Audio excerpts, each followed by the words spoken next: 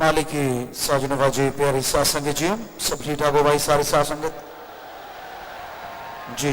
मालिक सबको ठीक रखे। सतगुरु अल्लाह वाहिगुरु राम हर पल हर जगह हर समय मौजूद रहता है। इंसान की जैसी सोच होती है वैसा फल उसे देता रहता है। नेकी की सोच हो, अच्छाई की सोच हो तो इंसान को कई गुना ज्यादा मिलता है। बुराई की सोच हो तो उसे हासिल नहीं होता। शिष्य मुरीद कोई भी डिमांड रख सकता है, कोई भी इच्छा अपने अंदर प्रकट कर लेता है, पर ये तो राम वो ईश्वर परमात्मा जानता है कौन सी इच्छा जायज है और कौन सी इच्छा नाजायज है। जो जायज है वो पूरी कर देता है, जो नाजायज है वो कभी पूरी होने नहीं देता। पर कई बार इंसान अपने रास्ते से भटक के मनमते जब चल पड़ते हैं, जो रास्ते उनके लिए बनाए गए हैं, जो रास्ते उनके लिए चुने गए हैं, जब उन रास्तों से अलग अपना रास्ता ढूंढने लगता है या अलग खो जाता है तो फिर वो अपने कर्मों का फल भोगता रहता है। अगर अपने पीरो मुर्शिदे कामिल सदगुरु के बताए हुए रास्ते पे चलता जाए तो पहाड़ जैसे कर्म भी वो कंकर में बदलते देर नहीं करता। पर जब इंसान के अंदर खुदी का भाना कि मैं कुछ हूं, मैं कुछ बन गया, ये चीजें चल पड़ती हैं तो फिर इंसान उस राम से, अल्लाह वाहिगुरु मालिक से वो खुशियां हासिल नहीं कर पाता जो कि उसे कर लेनी चाहिए थी। असूल सबके लिए होते हैं। जो इंसान असूलों पे चलते हैं वो कभी जिंदगी में धोखा नहीं खाते। किसी भी सफल आदमी को देखो, कोई सज्जन हमसे चर्चा कर रहा था, बात कर रहा था, शायद डॉक्टर साहबान थे, तो चर्चा करते करते बात यह आई, किसी ने एक बुक लिखी है, हो सकता है आप लोगों में से किसी ने पढ़ी हो, दुनिया में सबसे ज्यादा सफल आदमी और असफल आदमी, यानी जो फेल हो गए और जो बुलंदियों को छू गए। किताब को लिखा गया, बड़ी फेमस हुई, वर्ल्ड में बड़ी मशहूर किताब है, पर एक नतीजा निकल के सामने आया जिसे पश्चिम सभ्यता ने नकार दिया। उस बुक की निंदा भी हुई, हमें बताया, उसको गलत भी कहा गया, क्योंकि लिखने वाले ने लिखा कि मैंने 50 साल या 30 साल जो रिसर्च किया है, जो ज्यादा बुलंदियों को छूने वाले लोग हैं उनके पीछे कहीं ना कहीं ब्रह्मचार्य ने काम किया है।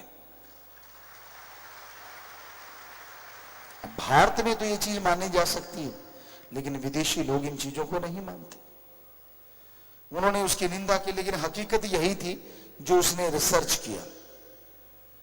तो साईं जी तो कब से कहते आ रहे हैं, वचन मानो, सुमरन करो, सेवा करो, अमल करो, पर जब आप अपनी एक अलग हस्ती बना लेते हैं तो फिर गड़बड़ हो जाती है।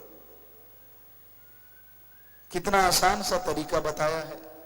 आप घर गृहस्थी हैं, परिवार वाले हैं, तो आपके लिए जरूरी है अपने माँ बाप, बहन भाई, बच्चे, परिवार की संभाल करना, कर्तव्य निर्वाह करना। क्योंकि घर गृहस्थ में रहते हो तो ये फर्ज बनता है अपने माता पिता के लिए, बहन भाई के लिए, पति पत्नी के लिए, बेटे बेटियों के लिए, रिश्तेदारों के लिए उस कर्तव्य का निर्वाह अवश्य करना चाहिए। लेकिन सबसे जरूरी अव्वल पहला कर्तव्य जो हर किसी का है वो गृहस्थियों का भी है, और वो है राम का नाम जपना। और समय दो न दो, लेकिन राम के लिए समय जरूर लगाओ, क्योंकि उसके लिए लगाया गया समय आपके आने वाले समय को बहुत ही अच्छा बना देगा, बहुत ही बेहतर बना देगा, और आपकी मुसीबतें, आपकी परेशानियां जड़ से खत्म होने लगेंगी। परमपिता शास्त्रनाम जी, श्याम मस्तान जी दाता रहबर फरमाया करते, घर गृहस्थ में रहता है तो उसके एक पंख नहीं दो पंख हो जाते हैं। वो सेवा भी करता है, घर गृहस्थ भी चलाता है, गिरने का भी अंदेशा कम हो जाता है, क्योंकि घर गृहस्थ की जिम्मेवारियां, परेशानियां, मुश्किलें कई बार इतनी ज्यादा होती है कि कलोल करने का टाइम ही नहीं बचता, फुर्सत ही नहीं रहती। कबीलदारी ऐसी गल पड़ी होती है, मैंने ये कमाना है, बच्चों के लिए वो बनाना है, अपने लिए ये बनाना है, खाने के लाले पड़े होते हैं, तो फिर वो बहुत सारी चीजों से बचा भी रहता है। दूसरी तरफ त्यागी तो बस भी है। अब आप ये सोचते होंगे सच्चा त्यागी, सच्चा तपस्वी कौन होता है? हम सच्चे सौदे की बात कर रहे हैं, साईं मस्ताना जी महाराज की। उन्होंने वचन किए, सच्चा त्यागी तपस्वी ब्रह्मचर्य का पालन करता है। नंबर 2, घर परिवार दुनिया त्याग के आया है तो वो उस राम की भक्ति के लिए और राम की औलाद की सेवा के लिए। साईं जी कहा करते, उसके लिए परिवार नहीं और परिवार के लिए वो नहीं। जो सारा कुछ त्याग के राम की सेवा में लग जाए, त्यागी तपस्वी बन जाए, तो उसके लिए तो सारी दुनिया अपना परिवार, दीन दुखी अपना परिवार, राम का नाम जपना, सेवा करना सबसे ऊंचा कर्म और धर्म होता है।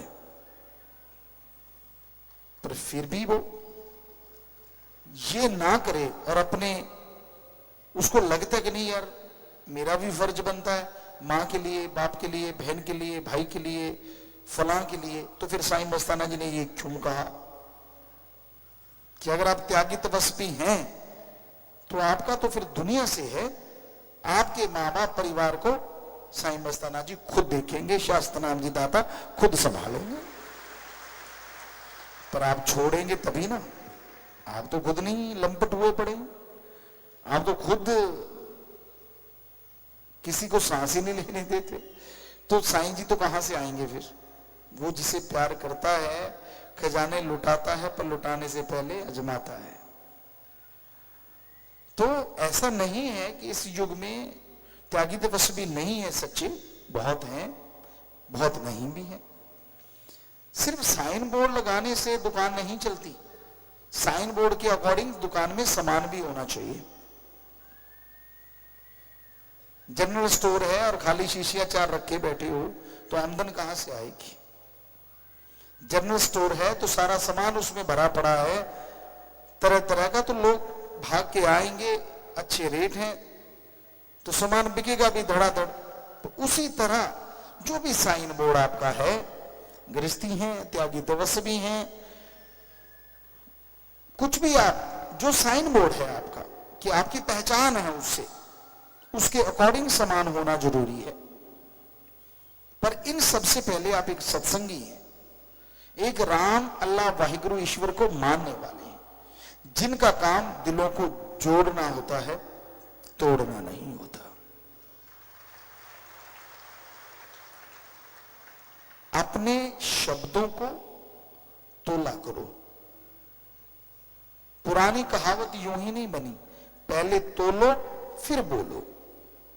तोलने का मतलब कोई तकड़ी बाट लेके तोलना नहीं है, आप जो कहने जा रहे हो उसका रिजल्ट क्या होने वाला है, पहले ये सोचा करो। पंजाबी में कहते परड पांडा,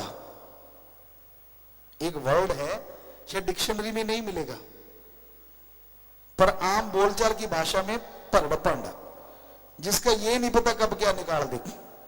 और ऐसे लोग समाज में इज्जत हासिल नहीं करते, लोगों ने मुंह नहीं लगाते, क्या पता यार इसने क्या कह देना, ऐसे लड़ाई गड़बड़ जाएगी। तो कहने का मतलब जो आपका साइन बोर्ड है उसके अकॉर्डिंग चलो, मन मते मत चलो। जब मन के अकॉर्डिंग आप चलने लगते हैं, मन की कही बातों पे अमल करने लगते हैं, तो फिर दोष गुरु पीर फकीर को क्यों देते हैं? आप सोच के देखिए, साईं मस्ताना जी महाराज ने परम पिता शास्त्र राम जी दाता रहबर को वचन किए, नहीं टाइम देना तो किसी भी फैमिली के एक मेंबर को टाइम नहीं दिया। ठीक है, सत्संगियों की तरह सत्संग करते करते कभी उस गांव में सत्संग है तो जाना, उसी तरह चर्चा होनी। लेकिन यही बात जब इस खाक को साईं बेपरवाह शास्त्र राम जी दाता ने गुरगद्दी पे बिठाया, तो 3 या 6 महीने के बाद बापूजी आए, शायद वो रोए होंगे बाहर, किसी सेवादार ने जाके बताया कि ऐसे ऐसे हुआ। कहते जी संत जी तो मिले ही नहीं। परमपिता जी शाम को बाहर आए, चारपाई पे बैठे, मजलिस करने के बाद फिर बैठे वहीं आके, और बैराग में आवाज में कहने लगे, नहीं अब नहीं। हम पास बैठे थे, हमने कहा जी क्या? कहते नहीं, जब तक बापूजी हैं बच्चों का सार संभाल वो करेंगे, लेकिन इसका मतलब ये नहीं है कि आप उनको टाइम नहीं देंगे, उनको आप टाइम जरूर देंगे। अब पहले की तरह नहीं होगा, जैसे इस शरीर की माता जी को अधरंग हो गया था वियोग में, अब ये नहीं होने देना। तो सतगुरु के वचन है, हमारे लिए तो ये वचन हुए। कईयों को होता है त्यागी तपस्वी घर गृहस्थी कि यार पिताजी जब टाइम देते तो हम क्यों नहीं, हमें तो सतगुरु ने वचन किए, हम तो वचनों की खाते हैं। 6 महीने वचन नहीं किए, पूछ सकते हो, सवाल पैदा ही नहीं किया हमने, कभी पास भी फड़कने दिया हो।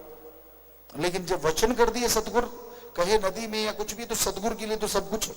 उन्होंने वचन हमारे लिए स्पेशली किए और किसी को तो किए नहीं, कि आगे से ऐसा नहीं होगा जब तक ये है, ठीक है? नहीं तो बाद में बच्चे जब भी सलाह चाहें, जब भी जैसे ये टाइम चाहेंगे, इनको टाइम जरूर देना।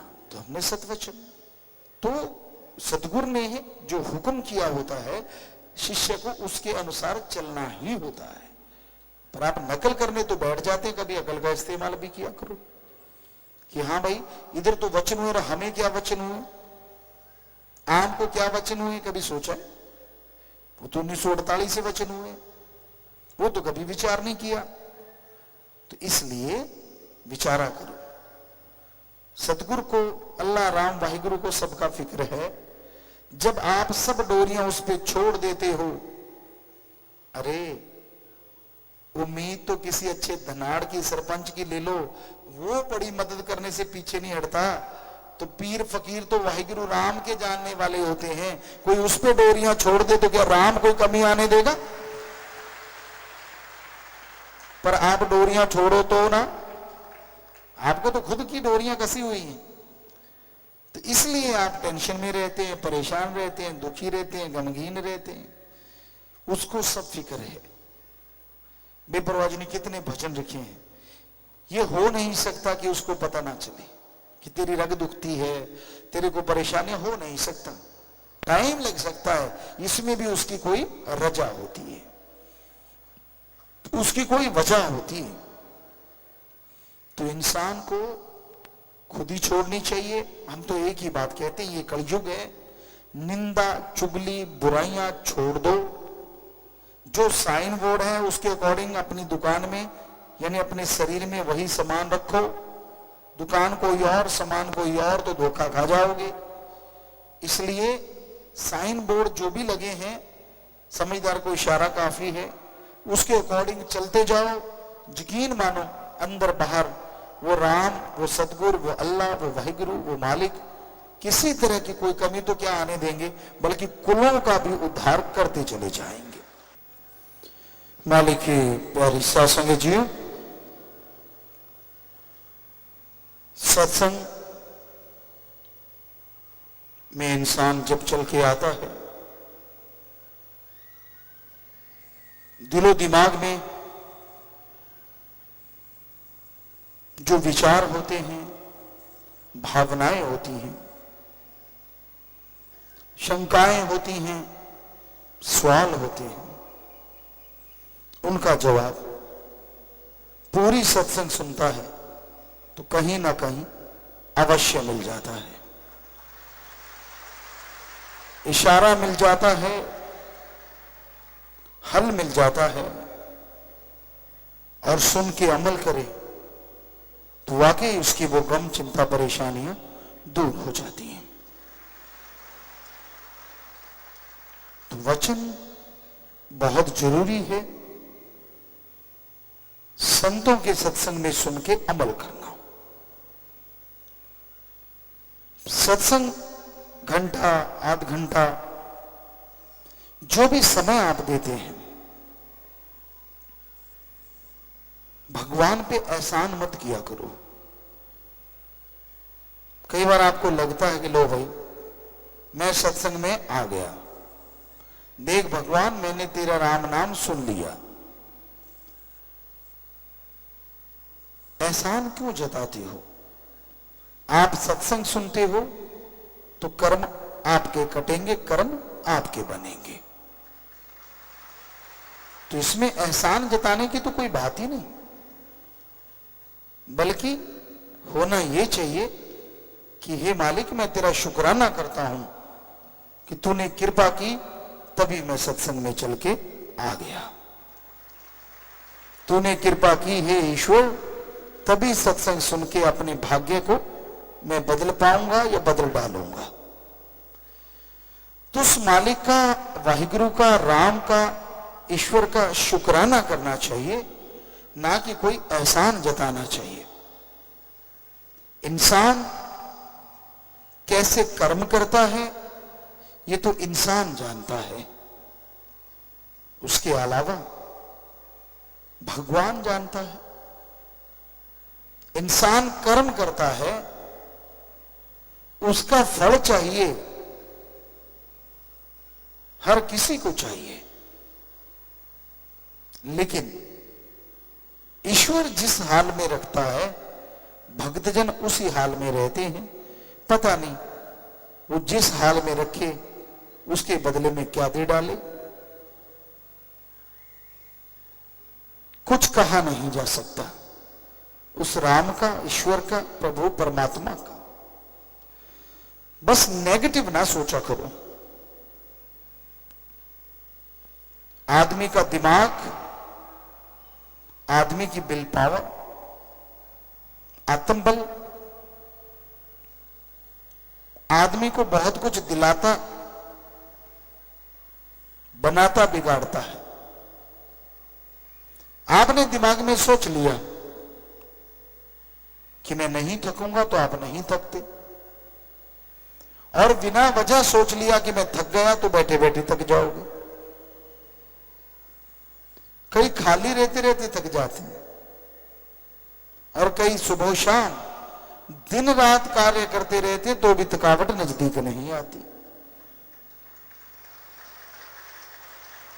कई चारपाई पे करवट बदलतों की मसल खिंच जाती है, और कई सारा दिन फावड़ा चलाते पता ही नहीं चलता। सो दिमाग की इसमें बहुत बड़ी भूमिका है।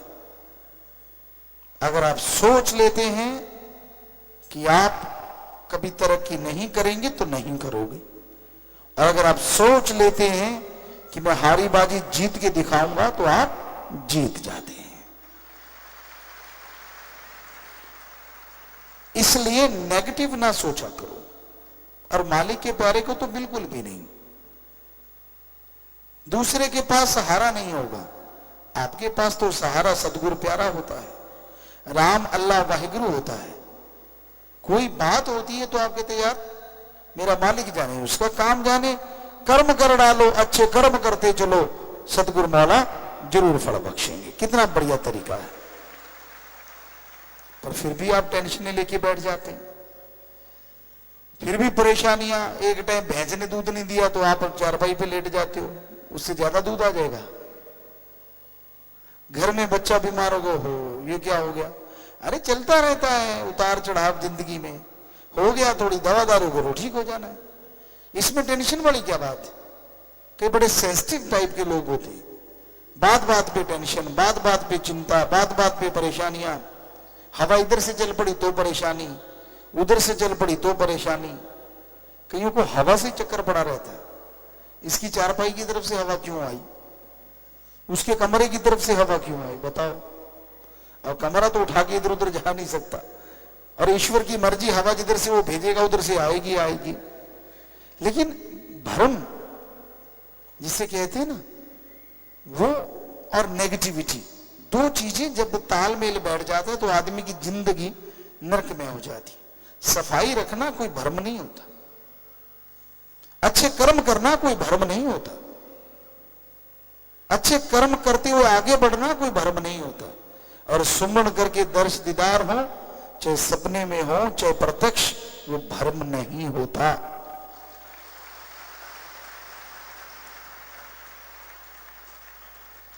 इसलिए टेंशन ना लिया करो, कोई कुछ कह दे नेगेटिविटी को पकड़ा ना करो। कई अच्छे भले बंदे को बीमार कर देते हैं, तू तो यार ऐसा दिखता है। हमने ज्यादातर गांवों में देखा है, माता बहनें, अब तो पता नहीं थोड़ा चेंज हो गया हो, पर लगता नहीं चेंज हुआ होगा। माता बहनें किसी बीमार का पता लेने जाएंगी और बंदे को देख के कहेंगे तू आगे से पीला हो गया, लाल हो चाहे तो भी पीला हो जाता है बेचारा।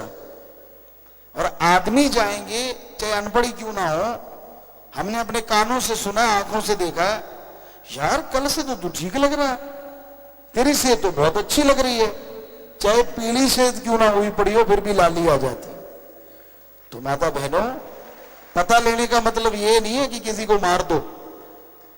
आप किसी का पता लेने जाते हो बीमार का, कभी भी गलत ना कहो, चाहे वो बिल्कुल आपको लगा कि कमजोर हो गया, फिर भी कहो कि नहीं कल से तो तू अच्छा लग रहा है। आपके ये दो शब्द उसको जिंदगी जीने की इच्छा पैदा कर देंगे, और हो सकता है वो बीमारी से लड़के जीत जाए।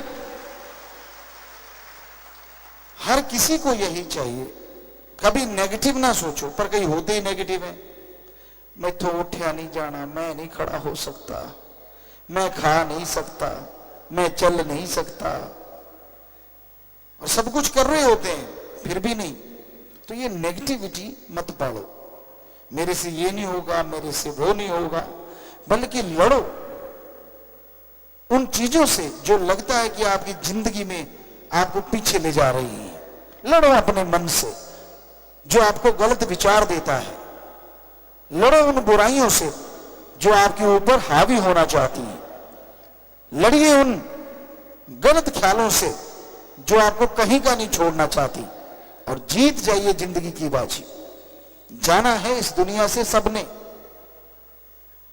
लेकिन कई आते हैं जिंदगी का दिया बुझा के चले जाते हैं, और कई आते हैं दूसरों के लिए मशाल का काम पूरी जिंदगी करके जाते हैं, और आने वाले समय में दुनिया उनकी मशाल के साए तले चलती हुई रास्ता नापती रहती है। आप मानो ना मानो, आप चाहो ना चाहो, जन्म भी होता है और मरण भी होता है, ये तो होके रहना होता है। आपकी इच्छा से कुछ होने वाला नहीं, आपके टालने से कुछ टलने वाला नहीं। इसलिए जो समय आपको मिला है उसमें अच्छे कर्म करो, अच्छे कर्म करते हुए हिम्मत से आगे बढ़ो, और नेकी भलाई करते हुए अल्लाह वाहिगुरु राम सतगुरु मौला के गुण गाते हुए खुशियां हासिल करो। हर समय आदमी की मन इच्छा पूरी नहीं होती। परम पिताजी वचन फरमाया करते, सोचा कदे बंदे दियां हुंदियां नहीं पूरियां, सोचता है बहुत पर रहंदियां अधूरियां। बहुत ज्यादा सोच लेता है इसलिए अधूरी रह जाती है।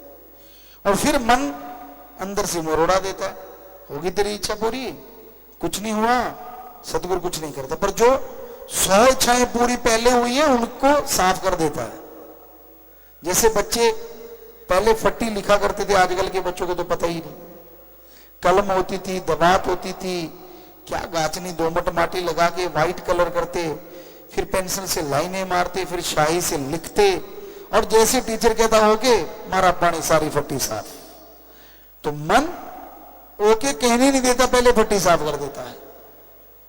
राम, अल्लाह, वाहिगुरु, सतगुरु, मौला ने पता नहीं क्या क्या बख्शना होता है, पर अहंकार, खुदी, बेवजह मान बड़ाई की बातें इंसान को बहुत पीछे ले जाती हैं। इसलिए दीनता नम्रता का पल्ला कभी ना छोड़ो, राम का नाम जपते रहो और सबका भला मांगो, नेगेटिविटी से नाता तोड़ के रखो। क्यों नहीं होता आपसे अच्छा कर्म? आपसे पहले भी लोगों ने किया है, वो भी मां के पेट से जन्मे हैं और आप भी मां के पेट से जन्मे हो। ये तो नहीं कि वो पहले आसमान से टपके थे, ऐसा तो कुछ नहीं। तो अगर वो कर्म कर सकते हैं, अगर वो आगे निकल सकते हैं अच्छाई में, नेकी में, तो आप क्यों नहीं आगे बढ़ सकते? जरूर बढ़ सकते हैं। बस मन से लड़िए, बिल पावर आप कीजिए, सुमरन सेवा कीजिए और सबका भला मांगिए। ऐसा करते हुए जैसे जैसे आगे बढ़ोगे, मालिक झोलियां भरेंगे। जब आदमी सेल्फिश हो जाता है, जब खुदगर्जी का शिकार हो जाता है, ना खुद को खुशियां ना परिवार को खुशियां। इसलिए सबका भला मांगो, सबका भला करो और मालिक से, मालिक की भक्ति मांगो, मालिक से बंदों को जोड़ो। तोड़ोगे तो आपकी पीढ़ियां रुड़ सकती हैं, आपकी जो कुलें हैं बर्बाद हो सकती हैं। इसलिए जोड़ने की कोशिश करो। और साथ संगत बहुत जोड़ती है। नशेड़ियों को राम से जोड़ते हैं, बुरे कर्म करने वालों को राम नाम से जोड़ते हैं, और वो राम नाम लेके बुराइयां छोड़ देते हैं। उनका भला तो हुआ ही हुआ, जिनके कहने से बुराइयां छोड़ी उनके घरों में भी मालिक बरकतों के ढेर लगा देते हैं। भगवान का नाम जब आप ले लेते हैं, एक अलौकिक शक्ति को जगाने के आप हकदार बन जाते हैं। और वो अलौकिक शक्ति बाहर कहीं नहीं है, आप सबके अंदर मौजूद है। उस अलौकिक शक्ति को हासिल करना हो, उस अलौकिक शक्ति को आपने महसूस करना हो, उसके लिए गुरु मंत्र अति जरूरी है। लेकिन गुरु मंत्र लेना ही जरूरी नहीं है, उसका जाप करना भी जरूरी है। आपको कोई भी टॉनिक दिया जाए जिससे आपकी ताकत कई गुना बढ़ जाए, उस टॉनिक के लिए आपको खाना पड़ेगा वो टॉनिक। उस टॉनिक का तभी आपको फायदा होगा। टॉनिक अगर आप अलमीरा में रख देते हैं, अपने घर में कहीं खिड़की में रख देते हैं, तो उस टॉनिक की ताकत क्या आपके अंदर आ जाएगी? कभी नहीं आती। उसी तरह ओम हरि अल्लाह वाहिगुरु राम का नाम है, उसकी अगर आप ताकत हासिल करना चाहते हैं तो वो ताकत आपको तभी मिलेगी जब आप प्रभु के नाम का सुमरन करेंगे। सिर्फ नाम ले लिया तो जिस दरमियान आपने नाम लिया, संत उस दरमियान आपके लिए प्रार्थना अरदास दुआ करते हैं, वो आपके कर्म कट गए। लेकिन उसके बाद के कर्म सुमरन से ही कटेंगे, भक्ति इबादत से ही कटेंगे।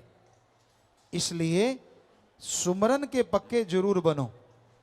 आधा घंटा सुबह, आधा घंटा शाम, समय निश्चित कर लो, तभी आप जाप कर पाओगे।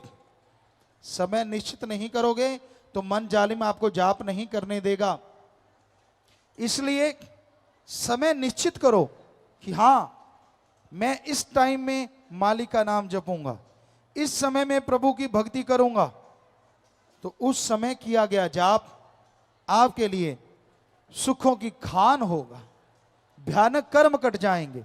जीते जी गम, दुख, दर्द, बीमारियां, परेशानियां, यानी टेंशन फ्री आपको कर देगा ये राम का नाम।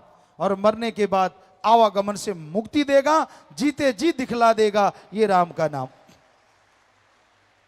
सो ये अल्लाह वाहिगुरु राम का नाम, ओम हरि गॉड खुदा रब का नाम सुखों की खान है।